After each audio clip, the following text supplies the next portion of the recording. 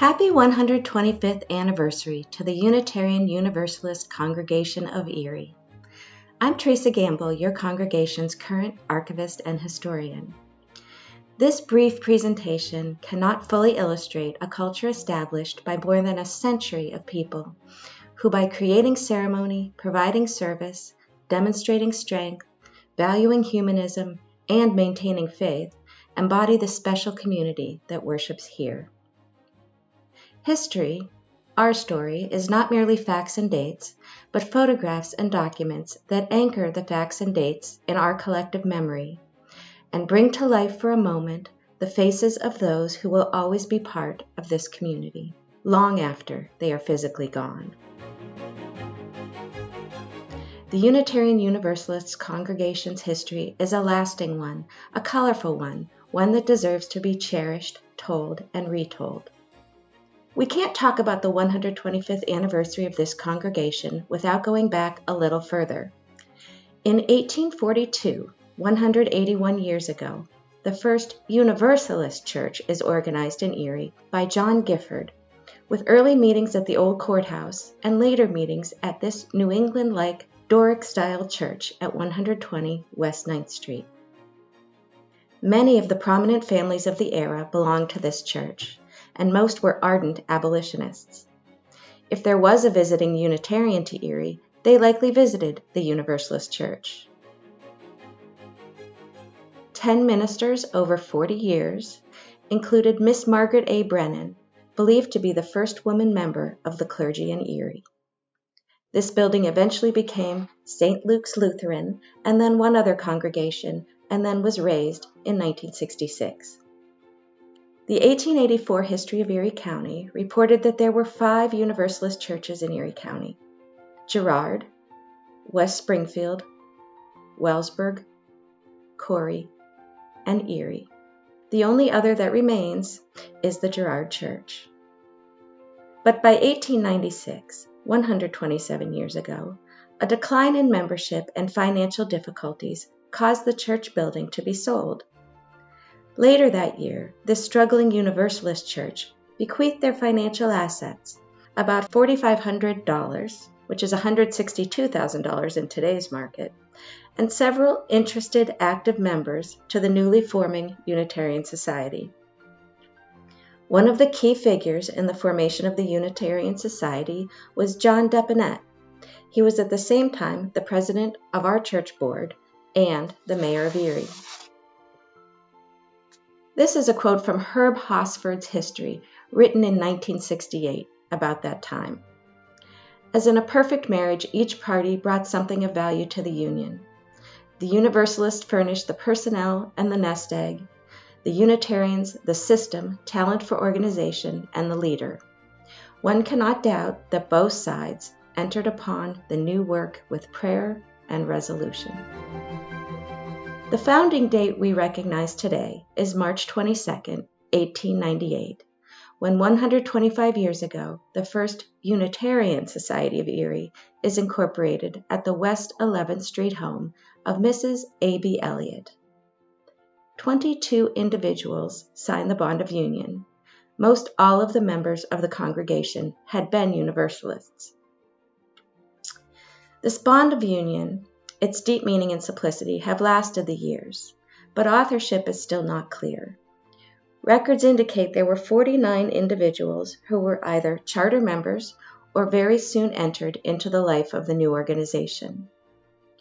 Meetings were held at several places, including the GAR Hall and the Anshe Hesed Synagogue, a Jewish liberal community that would share values, space, programs, and members with our congregation over the years. From 1898 to 1905, Leon Harvey led our congregation. Then from 1905 to 1916, Thomas P. Burns. This was Erie's gilded age of wealth from manufacturing. Erie City Iron Works, Mount Hickory Iron Company, Erie Malleable Iron, Erie Forge, Jarecki Hayes, Skinner Engine, and Level Manufacturing were just some of the companies that lasted and made a mark. Along with this wealth, West 6th Street's Millionaires Row was growing, and most homes were built between 1883 and 1930. In 1898, the very same year, the Erie Public Museum opened its doors and began collecting items for exhibit. It was in the basement of the public library on Perry Square. The population in Erie was 50,000, a little less than half of what it is today. There was little but farmland beyond Weschler to the west, Parade Street to the east, or 26th Street to the south. The bayfront to the north was bustling with activity, commercial fishing, and shipping of the goods being produced here. In 1900, a new Unitarian Society building was dedicated at 149 West 9th Street on property donated by Judge John Galbraith. William Channing Gannett, a hymn writer, gives the opening prayer at dedication. The church was designed by architects Green and Wicks of Buffalo, who also designed the Watson Curtsey Mansion and the Albright Knox Art Gallery. It was built by the Gunnison brothers, who were members of the church. The cost of the church was $11,211.85. This is almost $400,000 in today's market.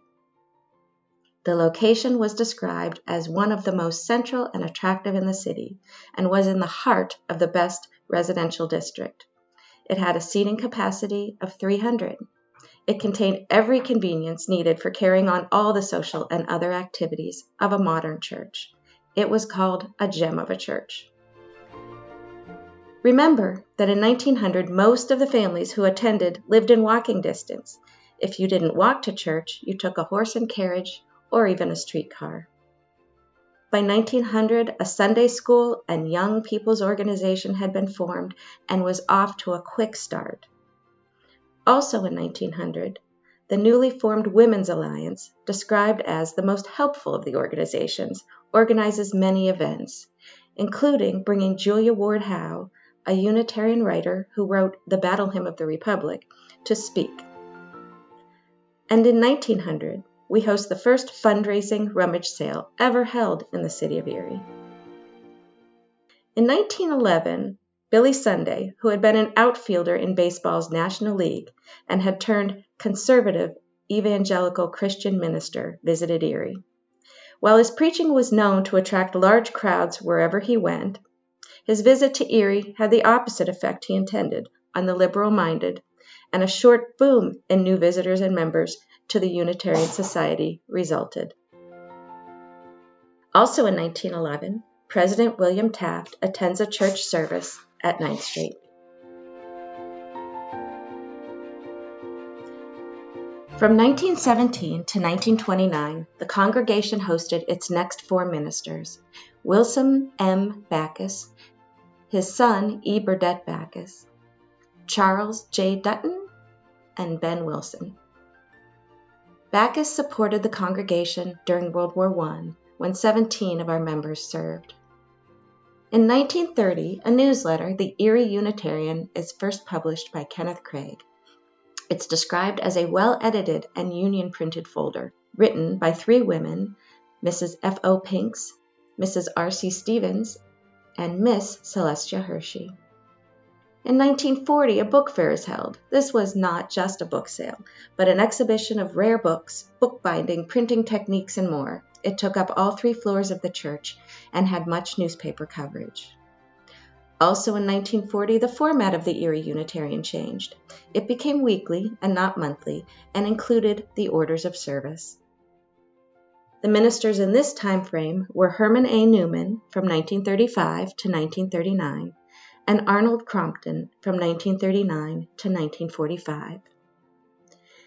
In 1942, during World War II, a servicemen's recreation center is opened in the basement of the church, and the Celestia Hershey Library is dedicated. Also in 1942, Mr. Crompton began to broadcast his Sunday morning sermons over WERC. In 1943, a mortgage burning ceremony is held, and a very young Janet Craig has the honors of igniting the document. Janet being the daughter of Kenneth and Ruth Craig, and granddaughter of Henry Dumars, an early church board member and president. This would be the first of 2 mortgage burnings, with this family in attendance. The climate of Erie and the country was not friendly to liberals in the 1940s, as there was an unshakable association with communism, but a loyal band of members and citizens resisted. Ministers in this time frame were Russell R. Bletzer from 1945 to 1949 and Isaiah Domas from 1949 to 1952. In 1948, at the congregation's 50th birthday party, a gift of a 16mm sound projector was an exciting and modern addition to programming. The 1950s saw the first documented ministerial scandal, wherein Karl Voss, who served from 1952 to 1956, was investigated and determined to not be accredited in any denomination. While over half of the congregation supported his staying, he resigned, a victim of past indiscretions. The 50s also saw smaller and more transient membership. Following Voss was Donovan E. White, from 1956 to 1960. In 1961, after many years of discussion, this year sees the official merger of the Unitarian and Universalist denominations nationally. The civil rights movement was active, and like the peace movement of the 1930s, key members of our church both participated and led the movement locally. Lewis Hilliard was the next minister from 1960 to 1965. It took 10 years from the planning to the building of a new church. Many locations were considered. One on Pine Avenue was purchased, then sold again. But 1965 became the year of action where the answer to this question was decided. Should it be an urban church close to social problems, or a suburban church on the hill where one goes for peace and inspiration and a lovely view? The 1966 lot is purchased on Perry Highway, and the West 9th Street property is sold to the Erie Redevelopment Authority. In the interim, some services were held at the Booker T. Washington Center. This while Fred Anderson was minister briefly from 1965 to 1966. Reed McFarland came on in 1966 and stayed until 1970. In 1966, this sanctuary is dedicated. In 1970, the fellowship years begin. This was a time of part-time and lay-led ministry. But in 1986, the fellowship years end with the hiring of the next full-time minister, Sarah Barber Braun, who served from 1986 to 1989, and then Terry Kime, who served from 1989 to 1999, the longest tenure of a minister that we had seen. In 1998, the congregation adopts a new mission statement, and in March, a centennial celebration honoring the congregation's 100th year is held. In 1999, the New Century Capital Campaign was led by Al and Peggy Richardson. In 2000, after a successful campaign, the expanded church incorporated the sanctuary with classrooms, expanded kitchen, and social areas for enhanced potlucks, gatherings of many kinds, and gingerbread house parties. The church had always preserved its records on site, but just prior to this renovation, it decided to move them for safekeeping to the Erie County Historical Society on State Street. The church archives are now safely held at the Hagen History Center's Erie County Historical Society King Mertens Archive Building at 356 West 6th Street. But an early note found in the archives indicates that some of these records were nearly lost, having been rescued from a house sale at 945 West 6th Street by Grace Davies, a librarian and local historian who worked at the Gannon Library and ensured that they were returned to the church. No longer lost, a researcher to the archives can find the first church calendar, records of early births, marriages, deaths, campaign pledges, and more photographs like these. Jim Bank, an interim minister, followed Terry Kime, then the briefest of stays by Nathan Dietering. Nancy Remheld was interim from 2003 to 2005, then Steve Oshman came and stayed nearly as long as Terry, from 2005 to 2014. Then Charlie Dieterich, And now we welcome Christina Church. In the past 20 years, many longtime members who remember the early years of the congregation have passed, and new members have joined. Music has always been important to the congregation, from a chamber music series that lasted 15 years, then the gift of a Steinway grand piano from Erie's musical philanthropist Clarence Byers, to the Kate Busick Memorial Jazz Concert, and the dedication of musicians and vocalists in our membership who lend their talents to enhance each service. Kelly Armour shared the story of Florence Wagner in her History of the Congregation, written in 1998 when she was our historian. Florence was a revered piano teacher in town, and a concerto competition is held in her name every year. She led our congregation for 37 years. She would time each prelude so that it would end exactly at 11 when the bells of St. Peter's Cathedral would ring.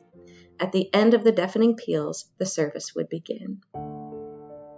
This congregation has not been without lively discussion, sometimes conflict, and sometimes an agreement to disagree. Universalism was recognized as being a more evangelical faith than Unitarianism, but both denominations were driven toward a more just society and freedom to make life choices, including religious choices. In the 19th century, members struggled with differences in individualism and denominationalism, and with humanism and theism in the 20th century, and even into the 21st. When all are welcome, that inevitably means compromise and balance in beliefs and outcomes. Keeping the chalice burning means doing all those things we have always done, and then being flexible and open to new ways of choosing, believing, and doing.